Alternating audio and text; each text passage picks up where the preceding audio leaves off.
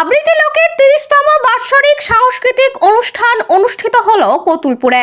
বিশিষ্ট কবি সাহিত্যিকদের উপস্থিতি ছিল চোখে পড়ার মতো। কবি এবং সাহিত্যিকদের সম্বর্ধনার পাশাপাশি তাদের হাতে আবৃত্তি লোকের ট্রফি তুলে দেওয়া হয়। বিশিষ্ট আবৃত্তিকার এবং আবৃত্তি লোকের ছাত্রছাত্রী ও ক্ষুদে শিল্পীরাও এই অনুষ্ঠানে অংশগ্রহণ করে। আবৃত্তি লোকের অধ্যক্ষ সতীনাথ চক্রবর্তীর স্বাগত ভাষণ এবং মাধব চক্রবর্তীর মঙ্গলাচরণের মধ্য দিয়ে শুরু হয় আবৃত্তি লোকের প্রাথমিক পর্যায়ের অনুষ্ঠান।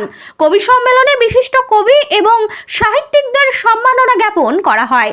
বিশেষ অতিথিদের আবৃত্তি পাঠে মুখরিত হয়ে ওঠে গোটা কতুলপুর। ঋদ্ধ হয় আবৃত্তি লোকের বাৎসরিক অনুষ্ঠান। আমন্ত্রিত অতিথিবৃন্দ আবৃত্তি পাঠে দর্শকদের মন ভরিয়ে তোলেন। বিশিষ্টদের মধ্যে উপস্থিত ছিলেন পার্থপ্রতিম পান, পার্থসারথী কুণ্ড, অরুমল মিত্র, কল্যাণ কুণ্ডু, রুম্পা দে প্রমুখ। আবৃত্তি লোকের অধ্যক্ষ সতীনাথ চক্রবর্তী সাংবাদিকদের মুখোমুখি হয়ে জানান, নতুন প্রজন্ম কিছুটা হলেও আবৃত্তি থেকে মুখ ফিরিয়ে নিচ্ছে। এর অন্যতম কারণ মোবাইল ও সোশ্যাল মিডিয়া। অভিভাবকদের উচিত ছেলেটার হাতে মোবাইল না তুলে দিয়ে বই ধরিয়ে দেওয়া। তিনি আরও বলেন, কবিরা কবিতা লেখেন, কিন্তু আবৃত্তিকারদের সেই কবিতা সাধারণ মানুষের কাছে পৌঁছে দেওয়া, এটাই একজন আবৃত্তিকারের কাজ। নতুন প্রজন্মকে কিছুটা হলেও বইমুখী করে তুলতে হবে এবং বাংলার কৃষ্টি সংস্কৃতিকে জানতে হবে। Bureau report, RLM news. বাকিটা খিদে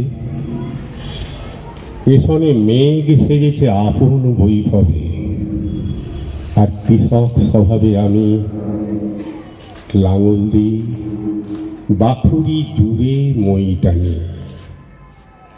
তব দয়া তুমি বীজ শিক্ষা দাও আঁচল ছায়া।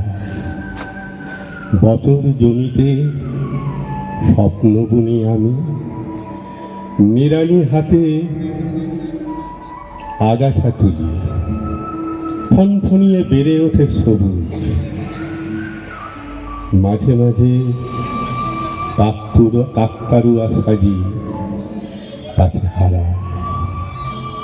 পাবে উঠে আসে মাটির পানি, হাতের আঙুলে ধরা নথর ধানের শীষ। মিশিদানা ভাসিয়ে বাংময় তোমার অরিক অভিশাপ। আমার ঘরে নেমন্তন্ন তোর দাওনে, তোর আঙিনায় আমার তালাত। আজ আসল ফলিয়েছি, সেটাই এই অনুষ্ঠানে আমরা তুলব ছাত্রদের মুখ দিয়ে। এবছর সত্যি আবার একটা টান গেল। দৈব দুর্বিপাকে অনুষ্ঠানের যে আরম্ভ, সেটাই আমাদের হয়েছে অনেক দেরিতে। ভেবেছিলাম অনুষ্ঠান করতে পারবো না, কিন্তু পুজো তো কখনো থেমে থাকে না। লোকে দুর্গা পুজো করে, কালী পুজো করে, আমি কবিতার পুজো করি। সেই কবিতাই আবার দেবতা।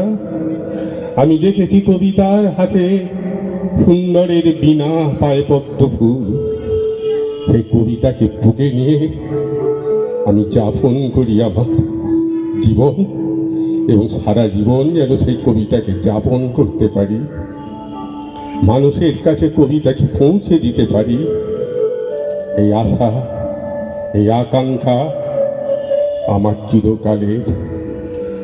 যুগ যেখানে ফেসবুক, হোয়াটসঅ্যাপে ছোট বাচ্চা কাঁদছে, মা তার হাতে মোবাইলটা ধরিয়ে দিয়ে একটা কিছু দেখতে দিয়ে দিয়েছে, সে ভুলে যাচ্ছে। এই জিনিসগুলো চলে আসছে, এগুলো এই যুগের খুব খারাপ দিক। এই সময়ের সঙ্গে যুদ্ধ করে আমাদের যে আগাতে হবে এবং আমাদের যেগুলো আমাদের মানে ভালো দিক, সেগুলো আমাদের যে যারা সন্তান সন্ততি তাদের মধ্যে জাগিয়ে তুলতে হবে, সেটা খুব প্রয়োজন। এবং এই এক গ্রামীণ এলাকায় আমরা যখন ছোট ছিলাম, আমাদেরও কবিতা আবৃত্তি করতে হতো স্কুলে বা কলেজে কম্পিটিশানে, সেখানেও আমরা নাম দিতাম। আমার বাবা যেহেতু বাংলা শিক্ষক ছিলেন, মহাদেব সিনহা, তো বাবাই আমাদের তালিম দিতেন। কিন্তু পরে সেটা অনেক যুগে মাস্টারমশাইরা, বিশেষ করে বাংলা বা সাহিত্যের মাস্টারমশাইরাই তালিম দিতেন। পরে দেখা গেল যে সেখানে কিছু পরিবর্তন দরকার, বিভিন্ন আঙ্গিক, তার স্ট্রাকচার, তার গঠন। যে সাংস্কৃতিক অনুষ্ঠানটা কত সুপরিমণ্ডলে হচ্ছে, এটা এই সাংস্কৃতিক আন্দোলনে এই আবৃত্তি লোক সকলের ও শ্রদ্ধা বিষয় সৃষ্টি অনুভব করছে এবং যারা শ্রোতৃমণ্ডলীও এর থেকে আনন্দ পাচ্ছে। এই সাংস্কৃতিক অনুষ্ঠানের মধ্য দিয়ে গ্রাম বাংলার যে খুদে খুদে সব আবৃত্তিকাররা আছে, তারা এটা আবৃত্তি, তাদের যে আবৃত্তিরও যে সুপ্ত প্রতিভা, সেটা তার এই অনুষ্ঠানের মাধ্যমে বিকাশ করতে পারে। আর তার ফলে কী হচ্ছে না, আবৃত্তির আসর, আবৃত্তির শিক্ষালয়, আবৃত্তির শিল্পটার প্রসার হচ্ছে।